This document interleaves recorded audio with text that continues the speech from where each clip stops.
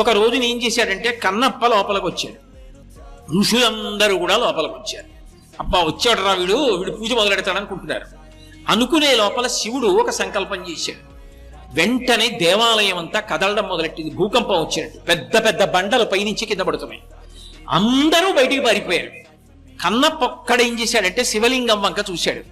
శివ, పైనుంచి బండలు పడుతున్నాయి, నీకు భయం లేదు, నువ్వు లేవవు నాకు తెలుసు, కానీ ఏదైనా బండ పడితే ఎంత దెబ్బ తగులుతుంది నీ తలకి, ముందు నా నడుము మీద పడిపోవాలి, నేను పోయిన తర్వాత నీ తల మీద పడిపోయినా నాకు అభ్యంతరం లేదు, నేను ఉండగా నేను చూడలేను, అందుకని శివ నిన్ను నేను కాపాడుకుంటానని గబగబా వచ్చి పానవట్టం ఎక్కి నడుం శివలింగం మీదకి పెట్టి చేతులు అటు పెట్టి వంగున్నాడు శివలింగానికి. శివుడు ఒక్కసారి దేవాలయం అంతా నిలబడేటట్టు చేశాడు. ఏమైందని ఋషులందరూ లోపలికి వచ్చారు. కన్నప్పని చూశారు. వాళ్ళకి అర్థమైంది, ఇది కన్నప్ప అంటే మనం కాదు పూజ, ఆయనది పూజ.